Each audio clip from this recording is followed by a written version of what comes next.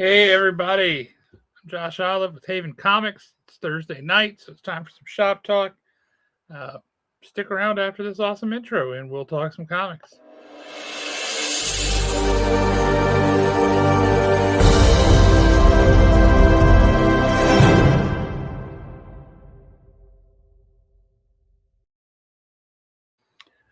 That is an awesome intro. It makes me quite happy, so glad to have that.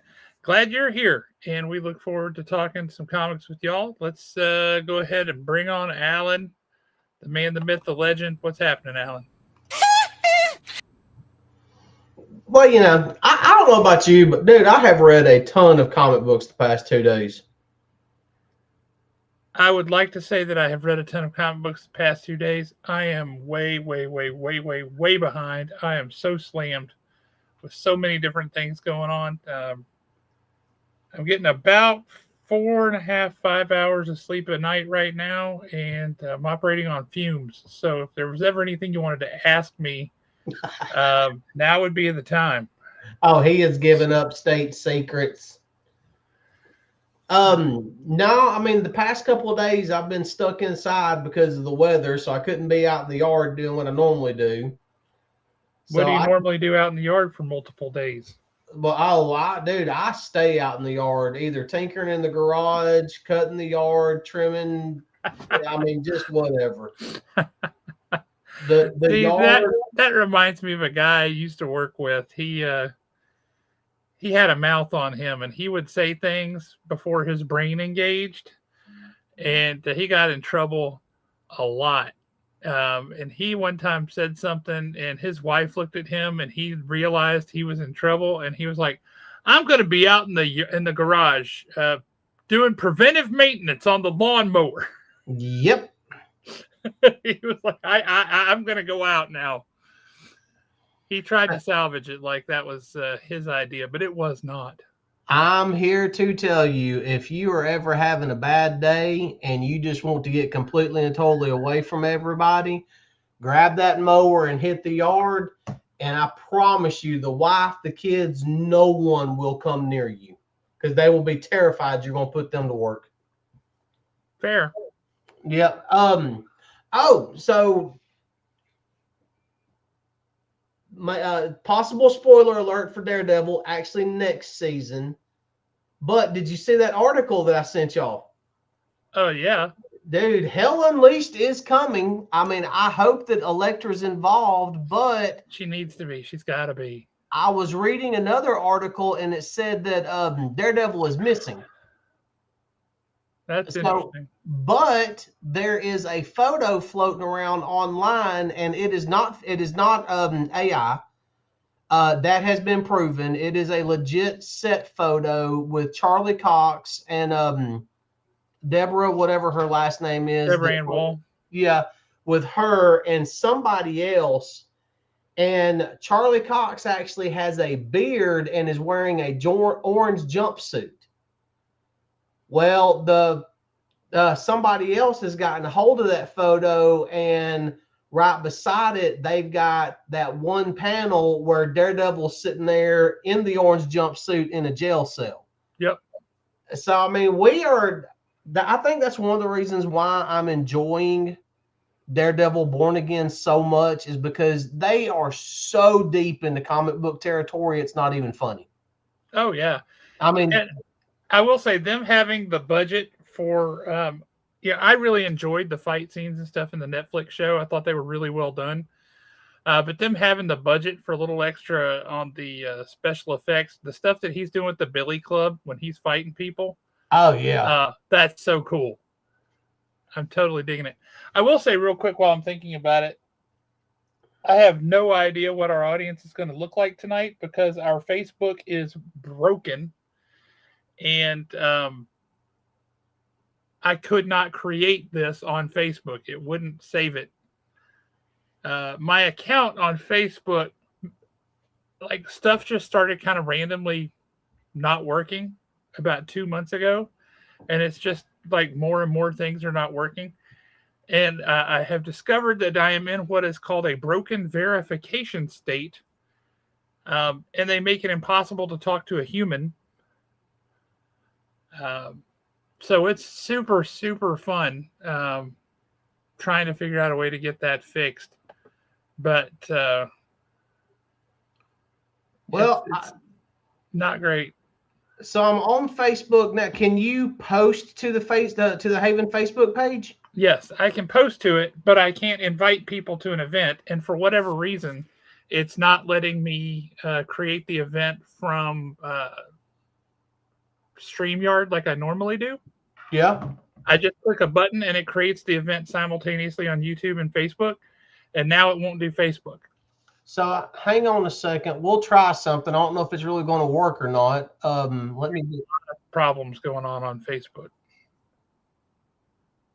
If anybody from Meta is watching this, fix it. Okay, so I just posted the link, the YouTube link from the public facing side to Haven. Yeah. Grab that link and I then already did that. Oh, because it doesn't show up on the Facebook. It just shows where you've got it shows where you created an event for Free Comic Book Day. Yes, that's the only event that's showing up. But as a regular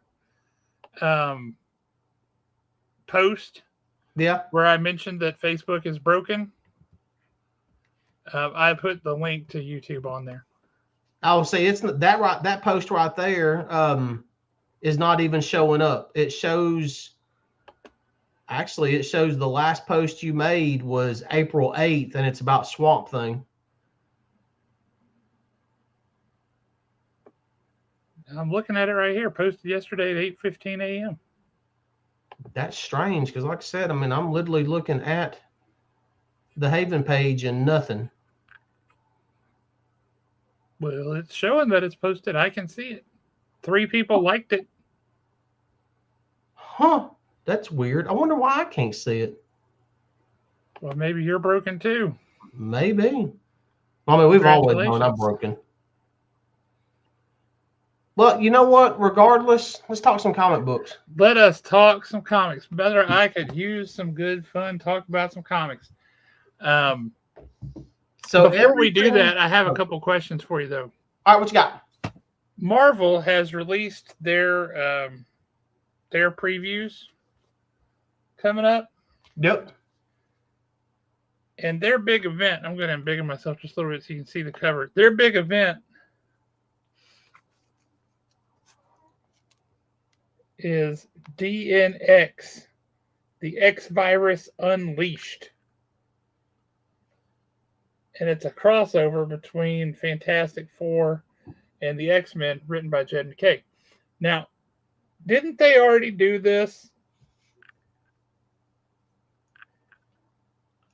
Wasn't it called the Legacy Virus or something? Yeah, and then wasn't there crap? Because that's what killed Colossus when Colossus died. Yeah, and didn't Executioner song from the 90s have something to do with the virus? Yes. Well, you talk about randomly pulling one out of my rear end with Executioner song. And I also want to ask this because I would like to know who approved this art. I'm all for different art styles and things like that, but this just looks goofy. Yeah, it really does. I mean, what's going on there? It kind of looks like some borderline Mad Magazine art. It does. And I mean, look, and Mr. Fantastic's got the same thing. It's like his face is extra long. It's like they added a chin bone at the bottom. Like, make sure you throw a chin bone on there. Make an extra big jawbone. I don't get that. That is weird looking. Well, let's be honest. And then when you turn the page again, it's the same cover, but oh no, they're becoming skeletons. Yeah. Let's be honest. I'm probably not going to watch it or read it just for the simple fact that I just don't think that Marvel does events well at all. Heard that.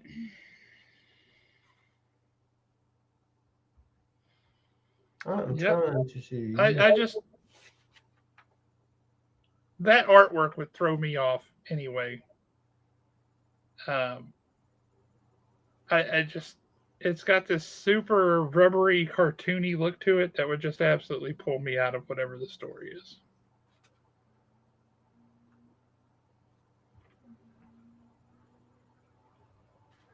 But anyway, let's ask people what they think about this. I'm curious. Marvel has recently gotten into the blind bag game, and they're all over the place with what they're doing. They've got a blind bag for June 6th or June 16th, 616 day. Yep. And it's got like 2 or 3 comics in it, but it's $30. Who wants to do that? Nope. Why would anyone want to do that? And then they have this one for DNX #1.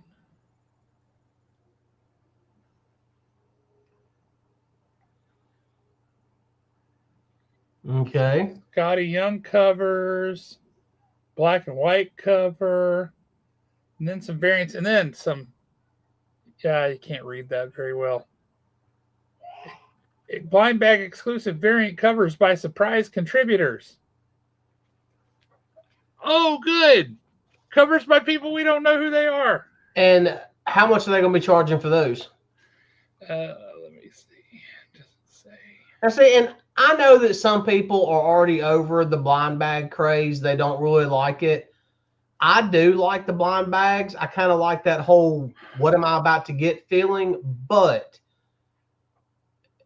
you need to keep the price of the book at normal price. Just because it's in a blind bag doesn't mean the price needs to go up friggin' $10.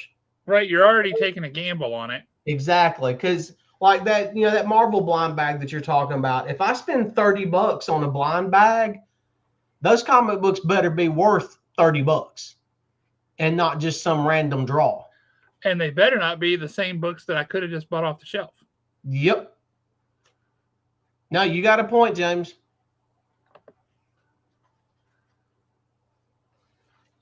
But yeah, I'm just super frustrated by that. Like, what are y'all doing?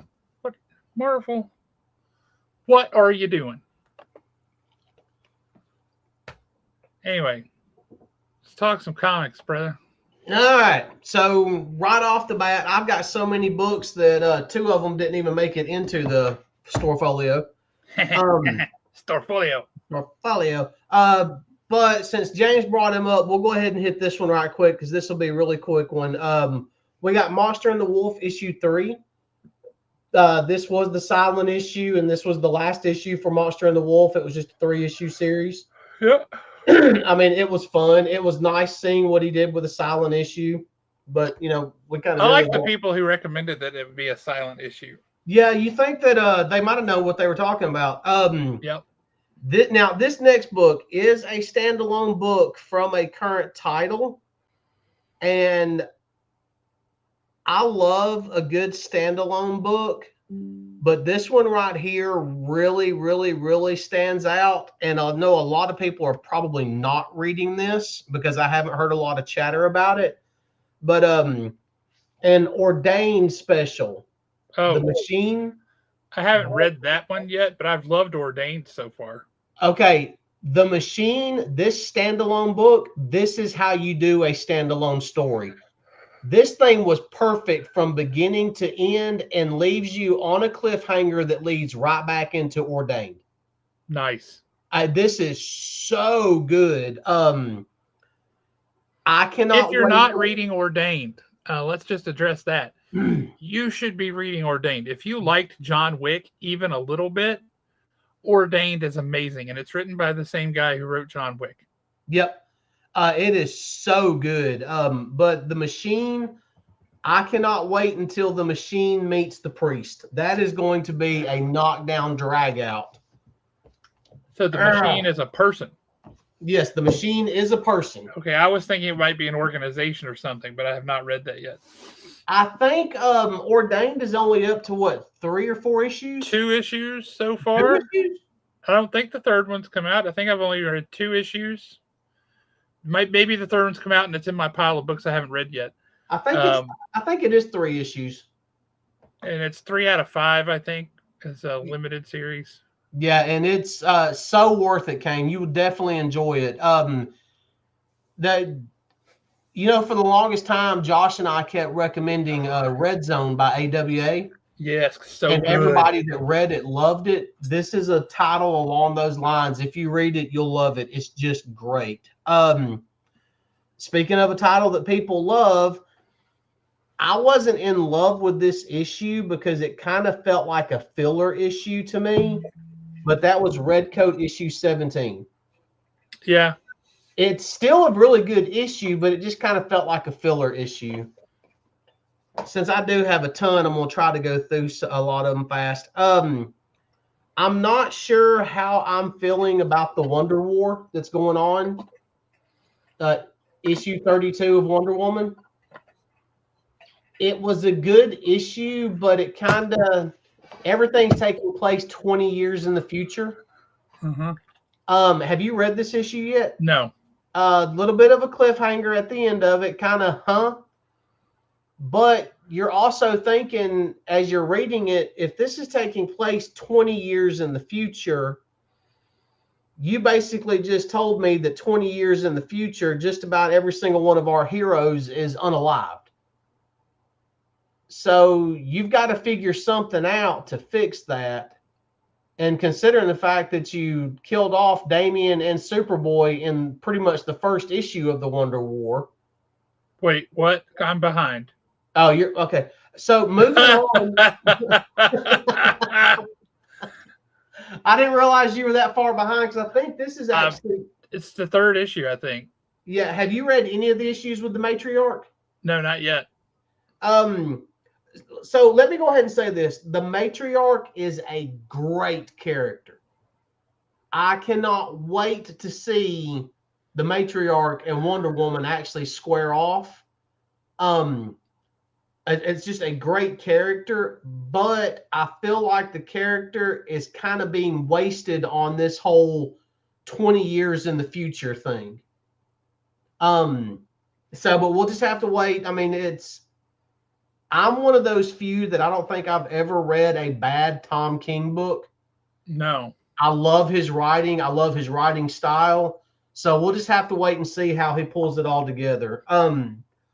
Another one that I may be one of the only ones reading, but I've thoroughly enjoyed it, was The Darkness has been going on, but we do have a one-shot of Darkness versus Angels, Angelus, whatever you want to call them. Angelus, yeah. Yeah, Angelus. This was really fun because it does go back to how the Darkness actually got started and the secret society and everything that's kind of been worshiping and nurturing, and how this secret society has pretty much infiltrated all forms of government and corporations around the world. They are the one that, I guess you could kind of call them the comic book version of the Illuminati. Okay. So it's been really good. I've enjoyed it. Another one that we briefly mentioned last week was Marvel's version of Spider-Man Superman. Have you read it yet? I'm telling you, I haven't read much of anything. It's on the pile. The Brad Meltzer story is the bulk of it, and he does such a good job with this story. It is so good. One thing that I did like about this, and I very rarely say this, so this is a banner moment. If y'all need to take notes, at 7:20 p.m. on 4/20/2026, I'm going to say, good job, Marvel. You mean 4:30? Yeah, 4:30. Sorry. I think Marvel did a really good job with their version of it. One thing that I liked that they did was, after you get past the bulk of the Superman, Spider-Man stories, you start getting into other characters being teamed up. Yeah. So that's been the case for the past couple ones of these. They actually put together some characters that I never would have imagined being put together. Like who? Well, you do have like this one right here, Superman is in it, but the focus of the story is actually being narrated by the Thing. Okay. I think they did a really good job. You have Hobgoblin versus Steel. which was a lot Interesting better. But I'm choice. not a big Steel fan. I think he's a good character, but I also kind of think he's a little bit of a knockoff Iron Man, just the way he looks and everything. But then we've got Supergirl and Ghost Spider. Fair. So they get their own little stories. I mean, I think it was just really good. I never would have imagined that I would have seen a day where Hobgoblin and Steel go against each other. But then they also kind of flipped it a little bit, and we get a Miles Morales Superman story. Nice. So yeah, I think Marvel did a really, really, really good job with this one. Next up, we've got. I think I've actually got a couple of these in here somewhere. Yeah, I got a couple of them in here somewhere. As far as G.I. Joe is concerned, the silent missions, and I'm not making fun of anybody. That's literally what they're called. Yep, 3 S's.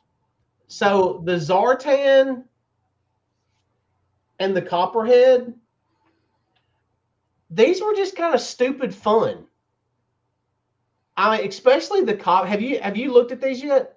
The Copperhead one is it's almost like you're just hanging out with Copperhead for the night. I couldn't believe that they gave him his own issue of a book because he hasn't been featured in the comics in forever. I mean, forever. And he's one of the better looking Cobra figures, and he's from way early in the series and early in the toy line too. Yep. He just never gets the spotlight, and it's a shame. Well, it's just and when you flip through it, you're going to understand what I'm talking about. It's almost like the way this entire thing goes down. It's almost like Copperhead say, "Hey, won't you come hang out with me for the night? We're going to see how much trouble we can get into." And that's literally what this is. It's just him hanging out and getting in trouble for an entire night. And it works for his character. It's really good. I can see it. I mean, it makes total sense. The Zartan story actually kind of made me mad a little bit. Okay. For the simple fact that I really want to see more of this story now. I want to know exactly, and you'll understand it when you see the final panel. What was that he stole, and why was it so significant? It was Energon. Yeah, I mean, this right here, well, this right here will actually make you question it and say, okay, I understand the silent issue significance, but I really wished you would have given me a story that I could have read with this. But it's still, it was really good. I think they learned a lot with those other silent issues that they did. The G.I. Joe ones that they dropped the ball on. Yeah. And then this one, somewhat of a silent issue, but at the same time, not a silent issue. I thoroughly enjoyed it. I absolutely loved this cover. That's G.I. Joe number 21. Yeah, G.I. Joe 21. But it was a little bit of a letdown, but that's my fault because they didn't introduce Snake Eyes. I was expecting Snake Eyes, but still a great issue, a solid issue. The fact that Snow, have you read it yet? I flipped through it quickly. Let's just say Scarlet is not happy with the outcome at the end of this issue. I saw that. Yeah, but like I said though, this cover alone, oh my God, I love this cover. That cover is great. Yeah, I love it. Another book that's been the first issue was really fun. I've enjoyed this one, and it's not too late. Y'all can still pick up. I don't know if issue 1 is still at the shop, but I know it didn't sell out at the distributor level because if it would have, they would have been hollering about it. But Deathstroke issue number 2. Yep, this one is it's fun, intriguing story. If you just want to see Deathstroke just like beat everybody and their brother up, and you even get I'm even going to go ahead and throw it out for the 3rd issue. Deathstroke is going to have to go head to head against Deadshot and Deathblow. That ought to be fun. Yeah, so this is just straight up action-packed. You know, you got just enough story to keep you intrigued and you keep going. Another one, I read it and it didn't tickle that spot, but it was still okay. And that was Justice League Unlimited issue 18. Okay. I think they're doing way too much politicking on why they're giving some of these villains a second chance. It just kind of that fell flat. There was one part of it that I thought was really good. Lex Luthor goes on a mission with Black Lightning. Who else is there? Several are there. No, not Black Lightning. Connor Hawk, Arrow, the Connor Hawk version of him. They go on a mission and they get ambushed by technology, and Lex Luthor's like, "Oh, this is great. We need to talk." And they think that Lex has betrayed them. Lex never fought the dude. Lex just went and bought everything from him. He's like, "That's my superpower. There's no point in me fighting everybody when I can just pay them off." Which was a great Lex Luthor move, but I'm kind of hoping this picks up the pace soon. It has been slow for a bit. Yeah. Ever since KO ended. Yeah, it was pretty methodical before that, but it was moving somewhere, and it's just felt very slow and plodding lately. Yeah.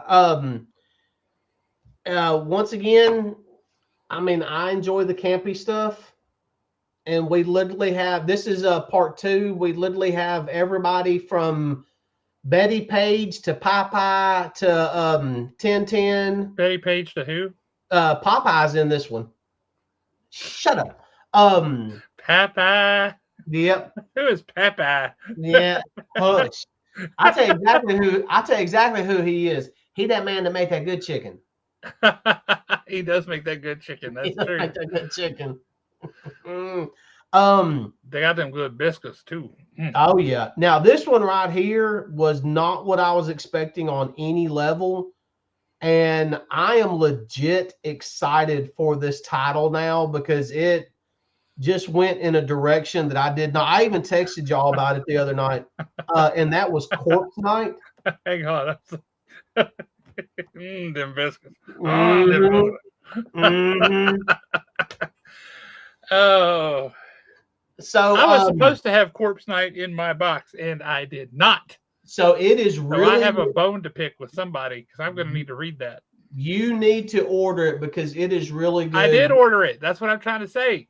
Well, apparently you didn't order enough of it.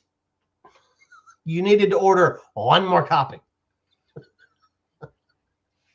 So, but for those of you who have not heard this, this is a new book by Image. It literally just came out last week.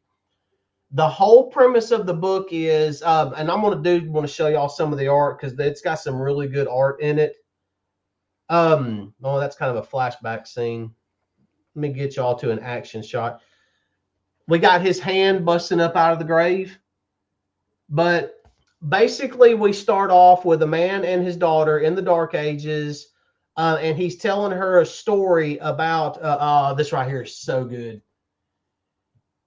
He is telling her a story about how there was this woman that fought this battle and that a lot of people honestly believed that she was chosen by God, and that during her campaigns, she ended up in a village where the women had been crying over this infant boy that had been dead for like 3 days, and she prayed over him and he come back to life. And that woman is Joan of Arc. And people believe, and like these people actually believe that she was chosen and sent by God to fight. Well, and he's telling his daughter this story because he's basically trying to convey that if you believe enough and if you pray hard enough, those prayers will be answered.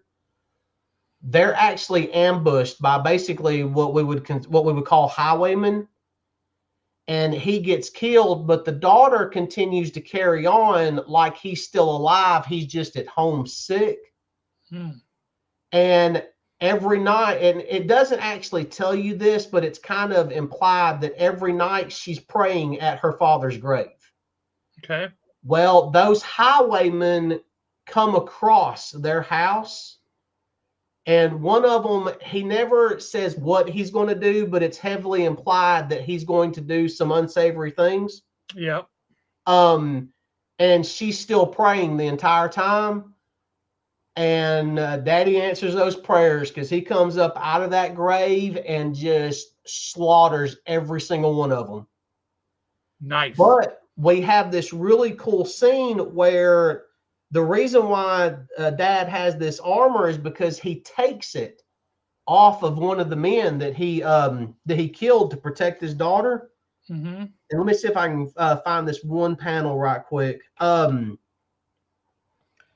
They are basically telling the story of what they must do. She is, but Dad is on his knees, and she takes that guy's helmet and she puts it on him, like his daughter is the one that's knighting him. Yeah. And now they are on a quest to find Joan of Arc to see if they can even save his life, even though he's already dead. Interesting. Dude, it is now. I did not know this until after I read it, and as y'all can tell, I'm legit excited for this book. I mean, this book, like, it hits all the points that you want as a reader. It was written by Michael Chavez, Mm-hmm. and I didn't know this until after the fact. This is the first comic book that he wrote. He is actually a movie director, and he come up with the concept of this comic because he tells it in a letter at the end of it. He come up with the concept of this book while he was filming The Nun 2. So he is actually a horror director doing this. And I mean, for his first time out of the gate, I've got nothing but high praise for him. And when you're reading the book, after you find out that he's a movie director, some of the layouts and some of the scenes in the panels, it makes more sense because it literally comes across as a movie style layout. I think Aaron would love this. Yeah, I bet he would. Just because of the connection to film and everything. But this was so good. If y'all have not picked it up, this one is a book that legit should sell out. But it probably won't because I don't know. It's been talked about pretty heavily online. It's pretty popular. Well, I mean, hopefully it will, because this is a phenomenal read. Another one that I'm thoroughly enjoying, and I'm enjoying it even more so now than I have in the past because it's becoming extremely psychological. And this issue was just a touch demented, and that was Mark Spector Moon Knight issue 3. I haven't got to read number 3 yet. Oh, they have set Zodiac up perfectly. I believe I said it on this very show a couple of months ago. Zodiac is slowly but surely turning into Mark Spector's Joker. And it is so good. This is one that I suggest you read tonight. If you got it in your stack, read it tonight. I do. I'm trying not to give too much away, just because I know you hadn't read a lot. Another one that's been really good, and I was wondering how they were going to do it with Superman disappearing after KO. But this particular issue, Superboy Prime or Superman Prime, whatever we want to call him, has pretty much taken over the Superman title. And he actually comes from a world where he's reading the exact same comic books we are. Mm-hmm. He understands all this. They do make comments, and I mean, this is just like typical Josh Williamson because he's really good at this stuff. Even Superboy Prime in this issue makes comments about how he was once hated, and now they're starting to like him. So the way he's written this, he's being very cognizant of the reader. How the reader actually feels about Superboy Prime now and how he was brought along throughout KO. But the vast majority of this issue actually takes place with him sitting at the table with Ma and Pa Kent. And he's basically telling them about how he had a bad day. So it's a really, really, really good issue. And I have not been able to say enough about Joshua Williamson's run on Superman. He's 37 issues in and has not slowed down a bit. even during KO, there was no slacking on this.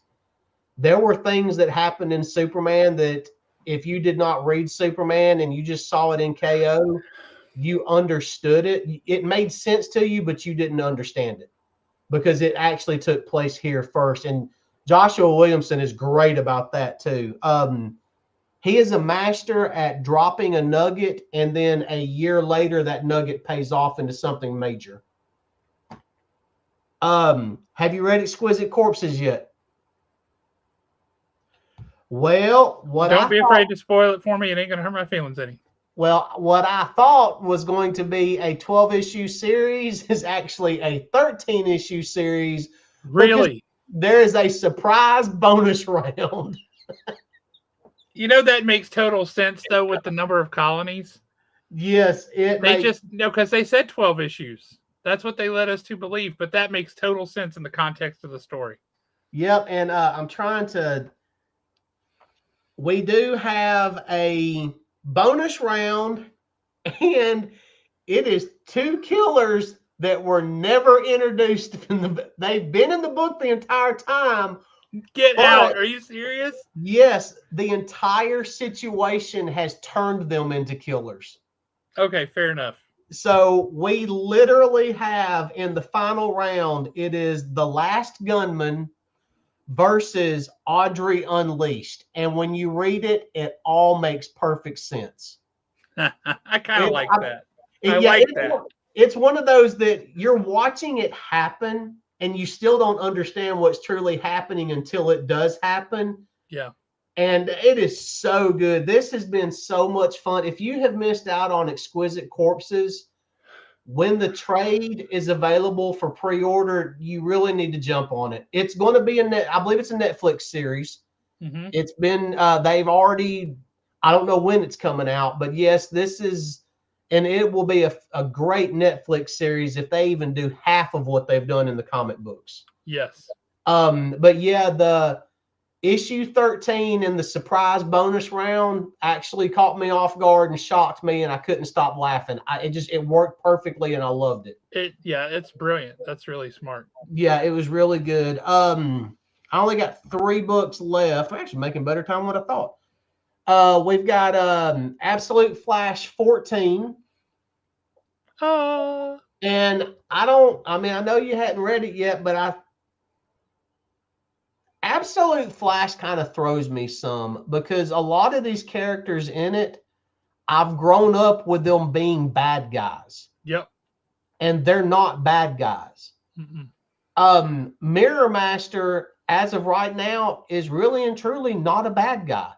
He's just a dude caught in a messed up situation because he was a scientist also. Mm-hmm. And he knew Barry Allen. So this has been really good, but it's kind of, if you hadn't been reading Absolute Flash, this is definitely not the issue to start with. Because in fact, if you have not been reading Absolute Flash, you need to pick up the trades and actually start with the very beginning to understand what's really and truly going on right now. Speaking of, we sold out of Absolute Batman Volume 1 trades at the expo. I can believe it. Bringing those was a good idea.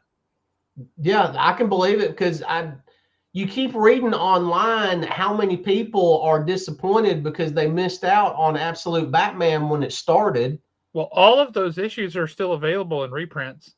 Yeah, I know, and I don't. They're up to like 10 or 11 printings of number 1 at this point. Yep. But I know we're getting at a point now because that's actually my next book, which is Absolute Batman 19. That one I have read. Ooh, this book was disturbing. Yeah. This book was freaky as hell.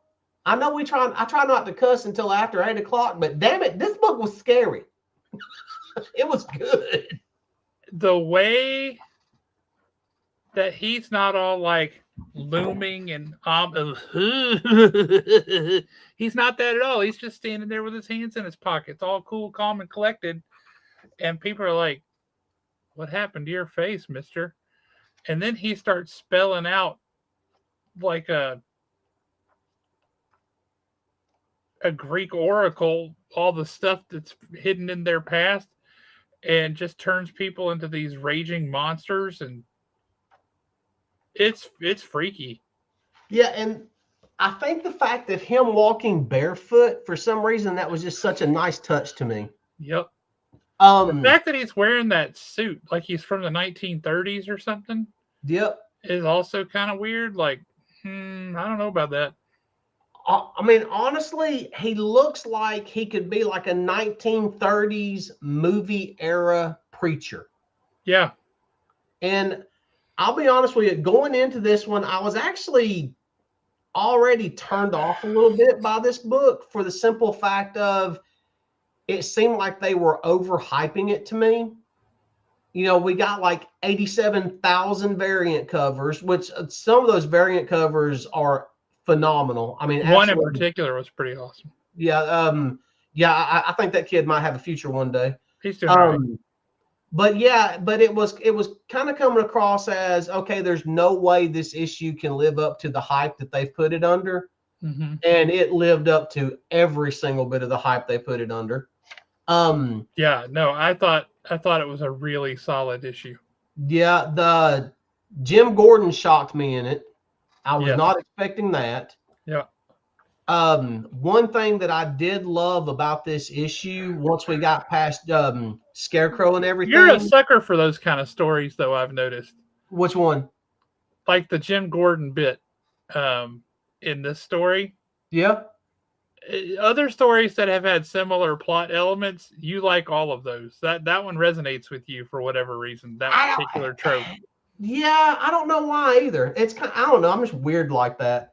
I did like that we got the absolute version of Slade Wilson. Yep. I thought it was a really great touch that as he's basically talking, you see every single one of the Robins, Tim Drake, Stephanie Brown, Jason Todd, all of them signing on the dotted line. Look at all those signatures, though. Look at the handwriting. 2 of them match. 2 of them match? 2 of them look like they could be the same handwriting. If you look at all of them, just spend some time studying it. It's interesting. So do you think Jack Grimm signed them? I don't know that he signed them, but there's something going on there. Because, I mean, you could, like, Duke Thomas and Tim Drake do look the same almost, a little bit. I mean, there's definitely similarities. I don't know. We'll have to wait and see. But my gripe is, I don't know if I like the way they look. Yeah, the jumpsuit kind of things are weird. They kind of look It's not going to matter, though. They're all going to be inside their Voltron robots. Yeah, I know. And to me, it really come across as they look like some type of generic version of Gotcha Man or Voltron in their little jumpsuits. Yep. And then another one that I don't know if Dan Waters needs a hug or what, but these last 2 issues of Nightwing, ever since he finished up the Cirque du Sin storyline, issue 136 and 137 have been pretty dark, pretty demented. On this issue in particular was actually 136 was a really good issue because it was almost like a ghost story. It was a little dark. It was a little more depressive. It was almost like a noir style ghost story. Okay. In fact, what comes to mind is, and I don't know if anybody's read him, but there was an author by the name of Peter Straub. He wrote the book Ghost Story. They turned it into a movie in the 80s. He co-wrote The Talisman with Stephen King. He wrote a book series that I think you would really like called The Blue Rose Murders. I've heard of that. Yeah, the book series was Coco, Blue Rose Murders, and The Throat. It was a trilogy. And you find out that one of the guys that's been working on it, I believe it was his father or his grandfather was the inspiration for the radio character, the Shadow. Interesting. Yeah, I mean, it's really, but it's only like brief. But it's these past two issues of Nightwing have kind of felt like Peter Straub's writing style. But this one is the premise of it. There's a bridge that's been built, and they found a body buried like in one of the columns of the bridge after an accident. And apparently it is some type of old tradition from another country. I can't remember what country they were talking about because it's been a couple of days since I read this. That a sacrifice has to be made, because if not, the bridge will take its own sacrifices. Huh. So when they found the body, they unearthed the original sacrifice, and the guy who had done it, it's his grandkids on opposite sides of the bridge. I don't want to say it because YouTube censors, but you can see crosshairs. Yeah. That's literally what they're doing for a new sacrifice. And you've got Dick Grayson, Nightwing on one side of the bridge, which is Bloodhaven, and you've got Batman on the other side of the bridge because it's the bridge that connects Bloodhaven to Gotham. Dang. So this was a great issue, but after reading these past two issues, I would really like to have Dan Waters on the show just so I can ask him if he needs a hug. Yeah, let's bring him on. Yeah, because there for a while, Nightwing felt like Daredevil. Yes. And these past two issues, he's like flipped the script on all of it, and it's been great. I mean, don't get me wrong, I have loved these last two issues of Nightwing. So, but that's kind of where I'm at. I managed to polish off all this in about 2 days. That's some good reading. Oh, it was. I did not, and I've still got probably, I don't know, maybe another 5 or 6 books at the house that I have not read yet. But out of everything, I am really surprised, because generally when you read a stack like that, there's at least 1 or 2 books that you're kind of about. Yep. But I literally did enjoy every single book that I read. And then I got to Corpse Night and just fell in love with that book. That's awesome. And I am signed up for it. So no matter what y'all do, you're not going to get a copy before me. I'm signed up for it too. So mad. So people think that this just happens to them. It also happens to me at my own store. So it's one of those weird things. I guarantee you what happened is somebody came in asking for it, and they said, "Oh, Josh has one," and they gave them my copy. Guarantee you that's what happened. I can see that happening. Oh, it happens a lot. If I don't get my books out of there fast enough, they give them away. I'm like, why are you doing this to me? Stop it. Yeah, I need to be able to read these things, especially the ones that I want to read. Yeah, that's super, super frustrating. Let's see what else. There's a little something happening this weekend in comic books. You're going to be there, right? Yeah, I'm going to be there. Yeah, we are going to hopefully be there by about 10. Maybe right at open, we should be there, or maybe a few minutes after. Yeah. So Free Comic Book Day is upon us. The first Saturday in May. It's going to be pretty great. We got free comics. We have a lot of free comics.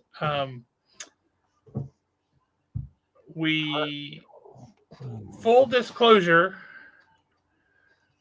when we received our shipments, multiple shipments of comics for Free RPG Day, we got everything in. They sell them in packs of 25, bundles of 25 copies to retailers. And we got everything in except for the thing we ordered the most bundles of. We didn't get any at all. That's weird. And we reported it. Like, hey, guys, where's our comics? And they said, got it. We'll get those out to you. And then our shipment showed up, and they weren't there.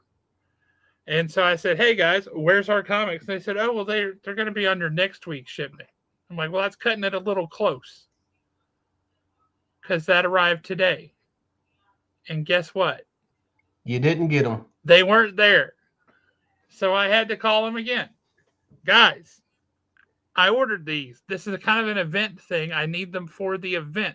You may have heard of it. It's called Free Comic Book Day. And they're like, "Oh, yeah, we just assumed that any time would be fine." I'm like, "No, anytime is not fine." So now they should be here, fingers crossed, tomorrow. Right now, the boxes are in Montgomery. So hope to goodness they show up tomorrow. But that's the Dungeon Crawler Carl book.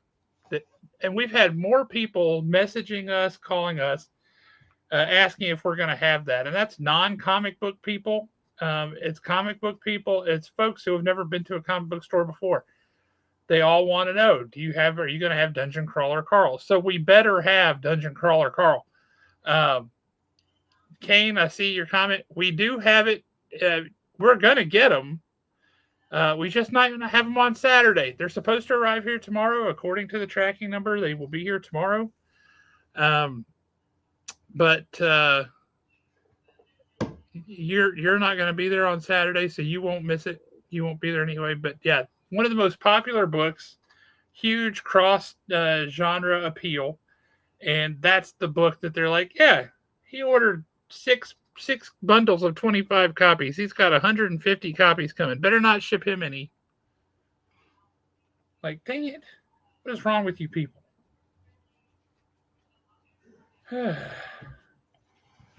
Yeah, I didn't see Nick this evening.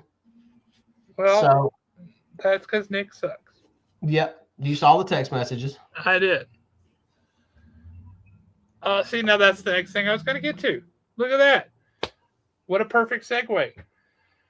We are doing our Manna House Food Drive just like we do every year. And just like we do every year, I am challenging people. Let this be the year that we have so much stuff that y'all make me rent a truck. Specifically, that y'all make Alan rent a truck because he fits in it and can drive it, and I don't. The seats don't go back far enough at all. I don't know if you noticed that, if it's a little bit tight, but I cannot get the seat to go back far enough where my knees are not crushed into the dash. And that's not a safe way to drive. And I have personally have not seen it. I am looking forward to it because I want to see what it's like because I did not do the Kickstarter and anything. Yeah. But I've heard nothing but high praise for AWA's Oz universe. Oh, yeah. That's all I've heard, too. And it looks amazing. Yeah, it really does. I do kind of regret not doing the Kickstarter now. There's so many different Kickstarters. For example, do you want the copies of the IDW books in that beautiful compendium format? Yeah, probably not because that's a lot of money. Now, Alan. I know, but Josh, that's a lot of money. Alan, my brother.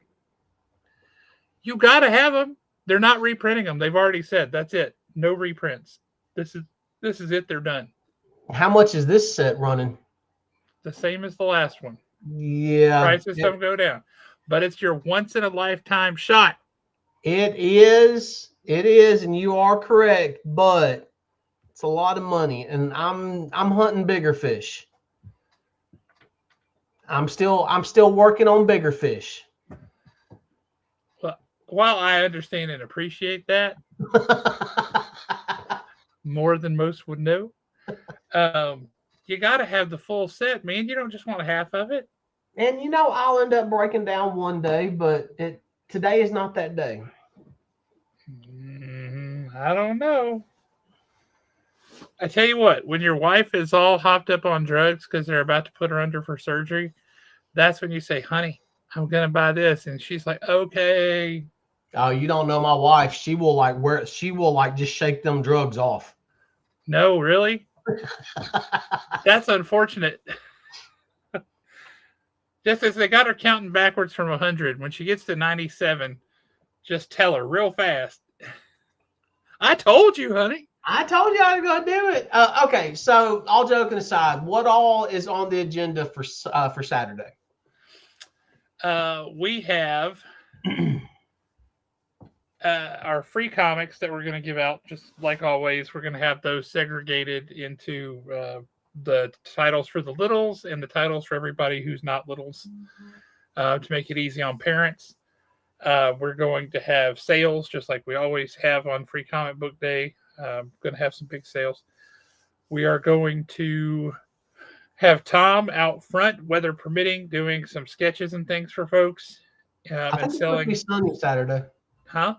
I think it is supposed to be sunny Saturday. Yeah. If it is, then he'll be outside. That'll be great. Um, and he'll be doing sketches for people and selling some of his art.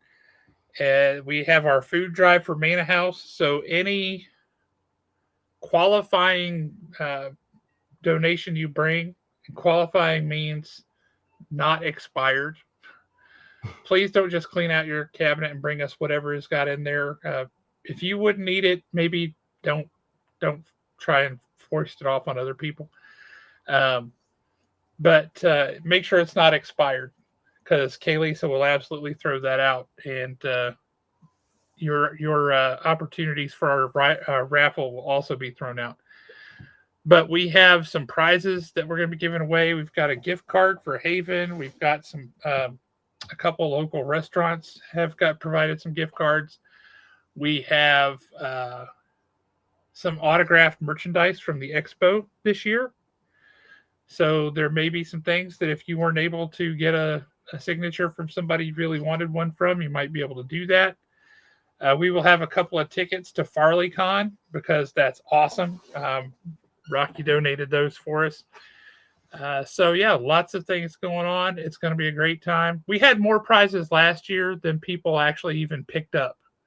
Oh, wow. And this year we have just as many, if not more. So lots of chances to win things, and it should be great. And all you have to do to win a prize, or to qualify to win a prize, is bring in donations for our neighbors here in North Alabama who might need a little help from time to time. And it's good all the way around. It's good all the way around. It's good for everybody. It's good for your soul.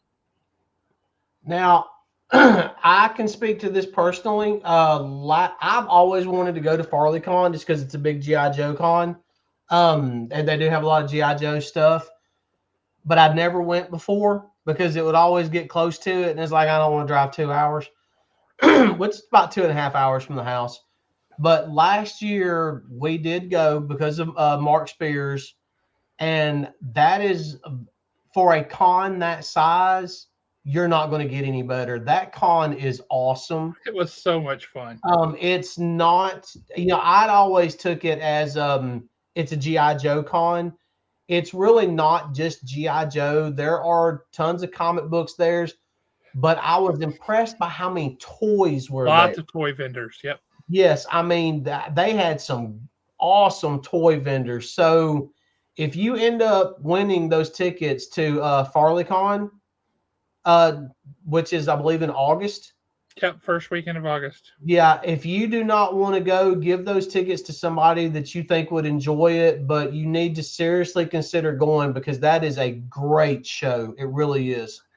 And Larry Howell will be back there this year, but Steve Leialoha is going to be there too, or Leialoha is going to be there. He's the artist on G.I. Joe 21, the silent issue, silent interlude. Steve Leialoha is going to be there. So he has long been on my bucket list of people to meet, and I am super excited about that. I've got what is pretty much just a reader copy of issue 21. It's ungraded. It may have to get both signatures and get graded even as a reader copy. That's not a bad play. Not a bad play. Hey, well, welcome anyhow. Whatever time you swing by, we appreciate it. Appreciate that. Yep. Really early on, I completely forgot because I was so stuck up trying to get things done. We did have a couple of questions from Stacy at Acres of Comics. Favorite action drama movie? That's a good question. What's one of your favorite action movies or drama movies?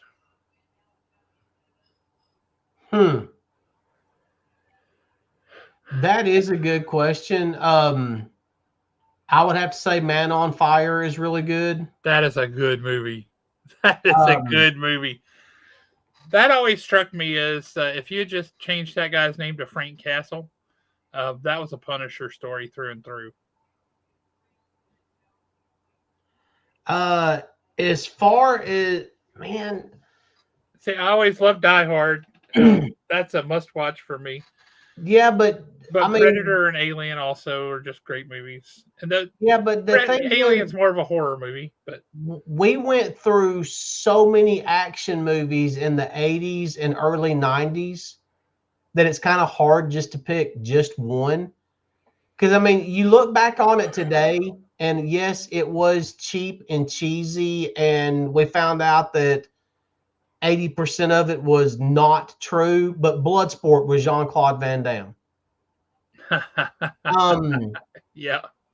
Now, if you wanted to go a little and kind of mix in action, a little bit of drama, um, a little bit of horror, and some superhero, The Crow. You can't go wrong with the original Crow with Brandon Lee. That movie that has aged very well, that movie. Yeah, and it's really it just it makes his death even more heartbreaking because you watch it now and you think, man, what could he have accomplished? Yep. Um, For me, I'd say one of them. It's more drama and less action, but it has action in it. It's not your typical wham bam blow them up kind of an action thing, though. Although it has explosions too. Is that movie The Negotiator? oh, that was so good with Such Kevin a good movie. Spacey and Samuel L. Jackson. yep. Yeah, such a good movie. Now, if you want to kind of stick with Kevin Spacey for a minute, and it would definitely fall in the lines of drama, um, Midnight in the Garden of Good and Evil. Well, yeah, yeah, that's kind of a mystery, kind of a Yeah. drama. Yeah, that's not an action one really at all. But so what three movie characters would you bring with you to go hiking in Yellowstone? Well, they're not necessarily movie characters, but if I'm going hiking in Yellowstone, I'm taking John Dutton and Rip because I don't have to worry about anything then. I know they're going to take care of it. And I don't know who, probably the third one would be Elizabeth Shue. Hey, you guys go out there and keep an eye on things. We'll stay back Yep. here and keep an eye on things. Yep. We're going to keep the tent warm. Y'all handle business. See, I was thinking Indiana Jones would be a fun one. Um, just because it'd be interesting. Um, who else would be fun in that scenario?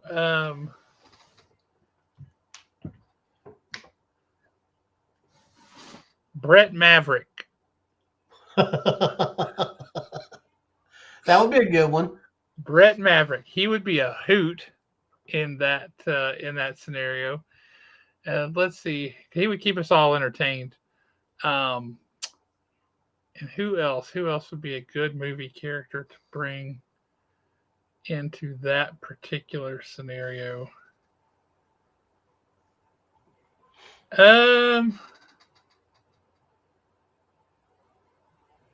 I'll follow your lead here, and I'll go with Maureen O'Hara. That would be a good one. I don't pick any one of the characters she played. I don't care, but yeah, that'd be good. So, all right, let's see. The next question she had here, which is the one I really like. What are your favorite comic shops or comic book making scenes in movies? I've always liked Cool World.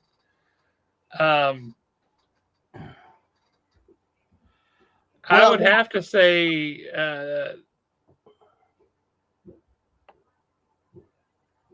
why did the name run out of my head right now? It's Samuel L. Jackson again, from the M. Night Shyamalan movie with Bruce Willis. Oh, Glass? Not Glass, the first one. Oh, crap. I know exactly which one you're talking about, too.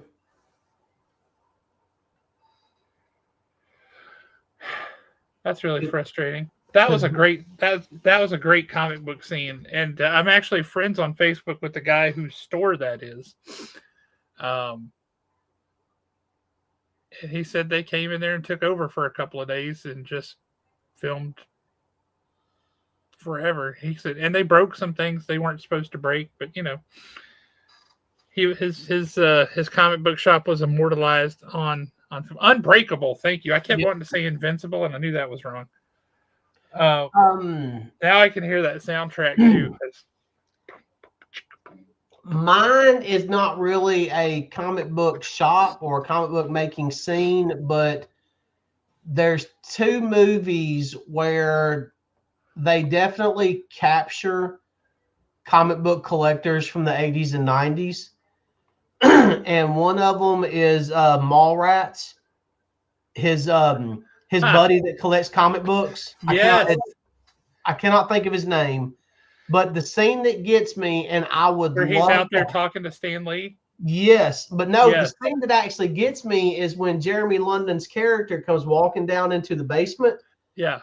And he looks at the other guy and he goes, "Oh, I see you've added to the collection." And his response, which I would love to have on a t-shirt one day, he literally never looks up from his video game. He says, "Yes, touch not lest ye be touched." And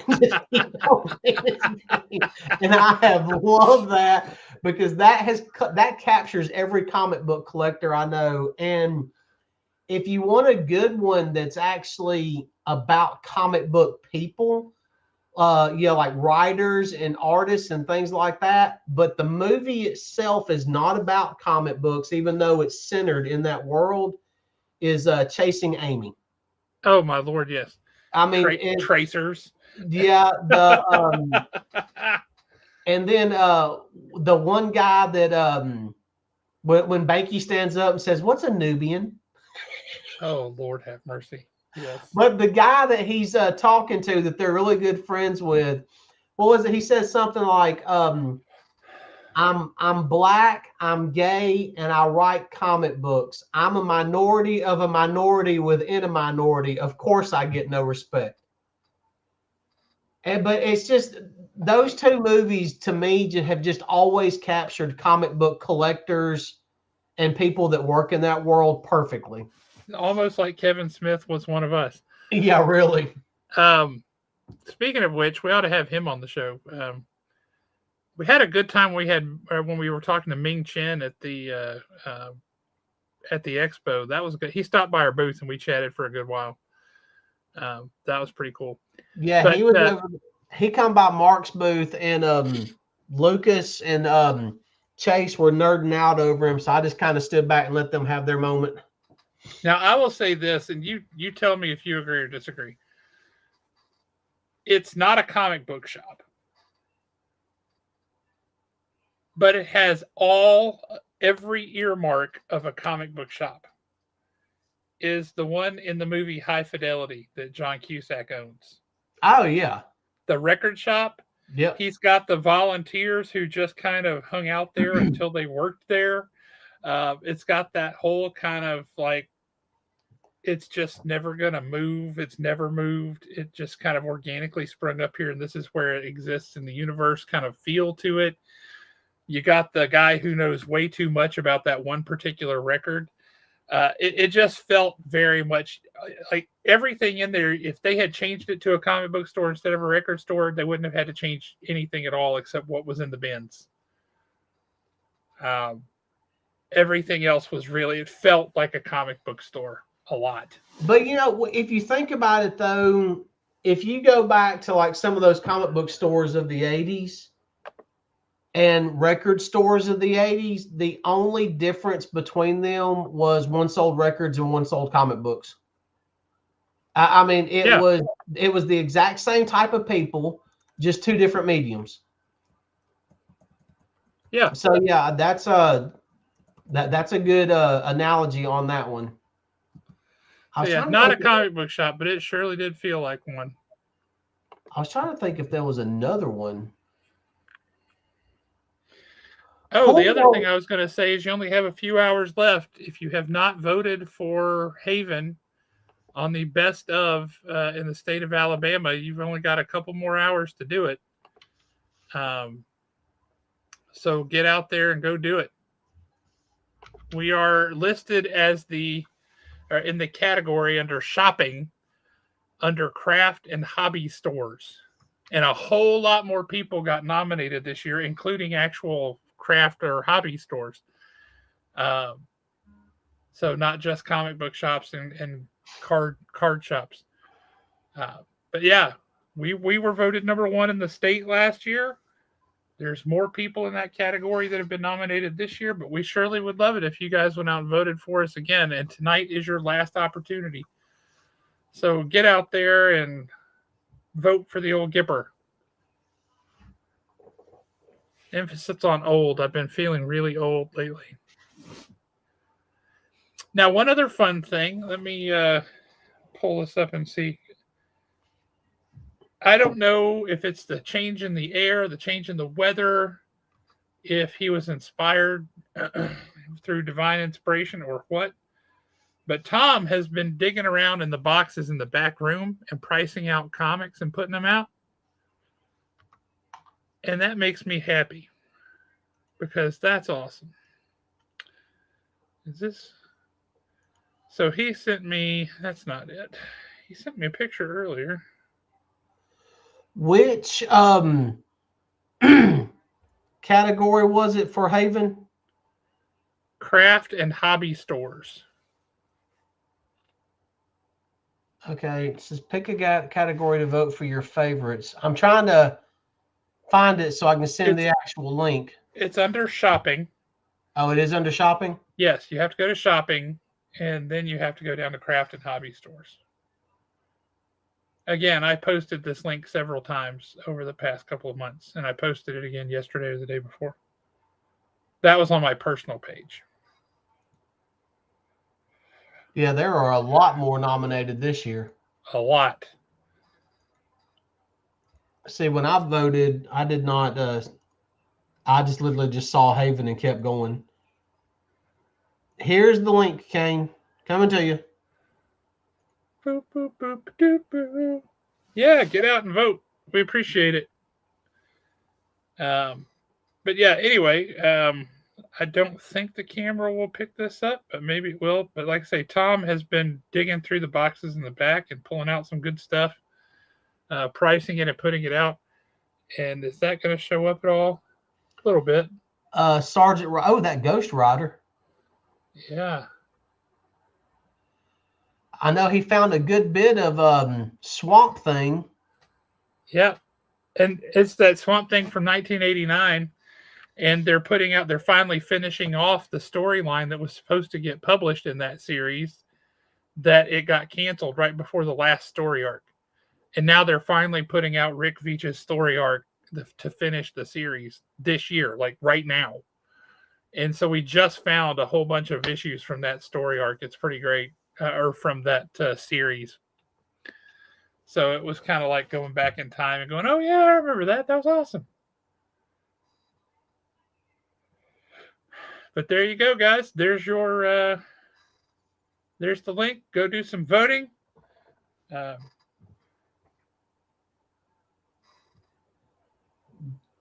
well, vote often. I think you can only vote the once. You have to register your email to make sure that it's a real vote from a real person and not a bot.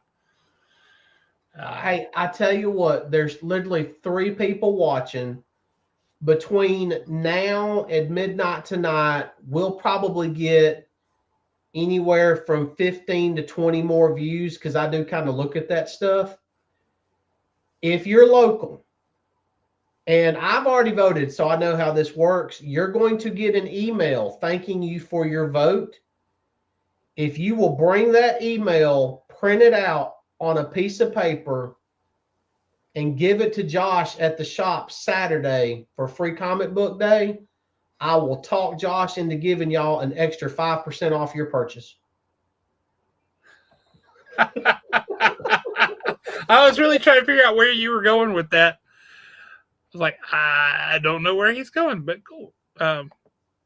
Appreciate it, Kane. Make sure your lovely wife does the same. So we do it. Yeah, because Alan voted and his kids voted and his wife has voted. None of them knows it, but that's how it works, right? My dog voted. Yeah, voted for a yarn store though. I believe. I mean, y'all can only scream some elections are rigged. It's not rigged until I get involved.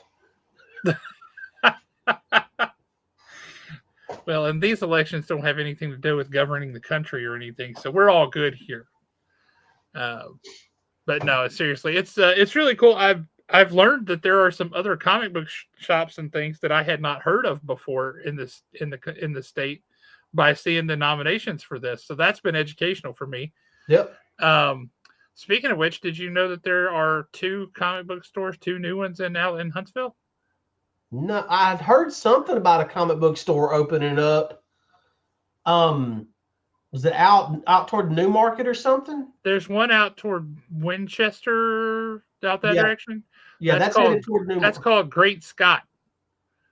Okay.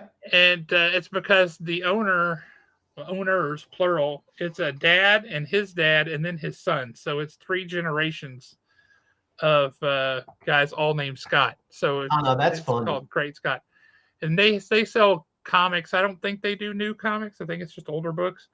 And they do baseball cards and stuff because that's what his dad was kind of into. Yeah. So his dad's retired, and this is something good for him to do. And his son likes this, so it's just something that the 3 of them can do together, and it's kind of cool. And I believe they're out on Winchester. The other new store apparently opened in January, and I had no idea. And what's worse is it's like a mile from my house. Really? Yeah, it's called Castle Dungeon Comics and Games.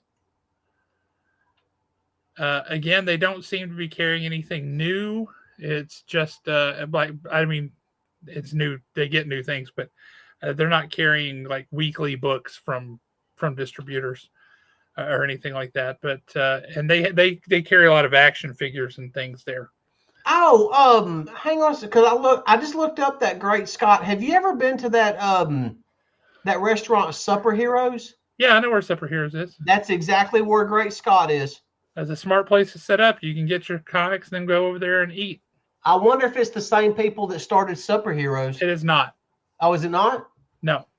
That's a good. And what did you? Okay, so now I got to look up the other one. What did you say the name of it was? Castle Dungeon Comics and Games. And this makes me think the Raging Gazebo folks, the other comic and gaming shop out in Madison, close to us, for our 25th anniversary or 25th birthday for Haven, they sent us over a Nothing Bundt Cakes, which is secretly one of my favorites. They sent one of those over to us that afternoon, which was super classy and really, really cool of them. They posted yesterday or the day before that they are not participating in Free Comic Book Day this year. They have a family event going on and Family First. So they're going to be doing their family thing. So if there's any Raging Gazebo folks who normally go over there and you want to come over and get free comics, we welcome you with open arms, and we'll make sure you get back to your family at Raging Gazebo in good shape. So you guys don't have to miss out. Hopefully you'll be able to make it. Okay, I just looked up this Castle Dungeon, and it's not showing up anywhere online. It's Castle Dungeon Comics and Games? Yeah. They just opened in January. They may not have any kind of presence there yet. Did you see this, Alan? Look what you've done. What have I done?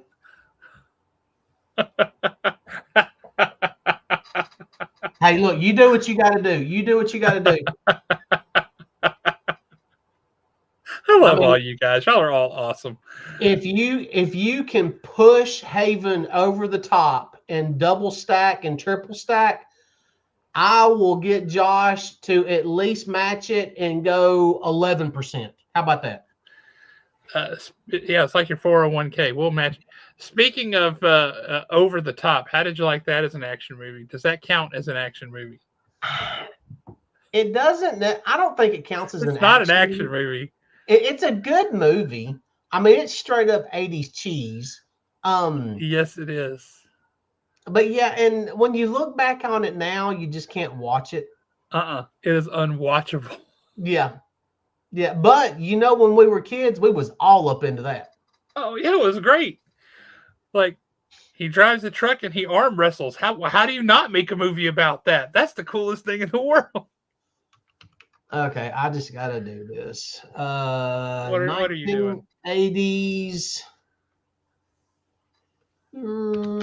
action movies. Oh boy, this is going to be a list because Oh, yes, it this is. was the era of the action movie. Okay, I don't know if I really agree with it because it has like Flash Gordon as an action movie.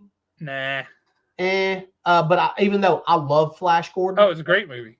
I mean, it was not a great movie, but it's an awesome. It's a well loved movie. Now, let's see what else we got. Oh, The Big Brawl with Jackie Chan. I forgot all about that. Okay, The Blue Lagoon is not an action movie. We all know what kind of movie that is. Well, it's a different kind of action, Alan. Oh yeah, good point.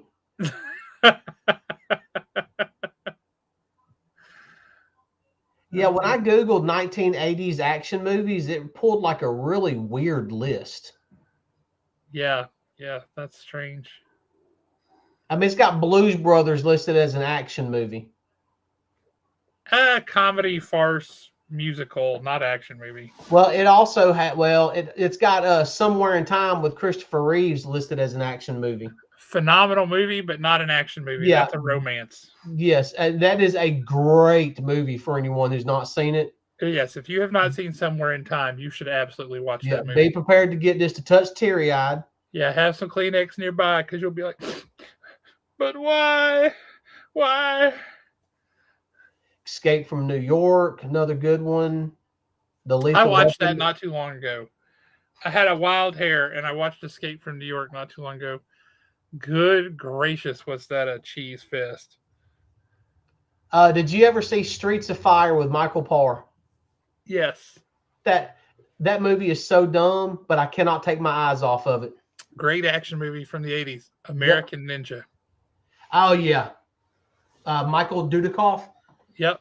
The only other movie he ever made was American Ninja 2. I say American Ninja 2. We ought to get him on the show sometime. We probably could. Yeah. Like, hey, what you doing on a Thursday night? Nothing. What? Nothing at all. Gonna be kicking somebody's butt here in a few minutes. So I still got the moves. Wouldn't surprise me. All right, let's get out of here. I got to go pick a child up. My child, before anybody says anything, I go pick my child up. Let me clarify. You really do have to watch yourself these days. All right, now that Nick is here, adios, everybody. Thank y'all for joining, and we will talk to y'all later. Next Saturday, free comic book day. Meet me at Haven, 10 o'clock. Bring biscuits.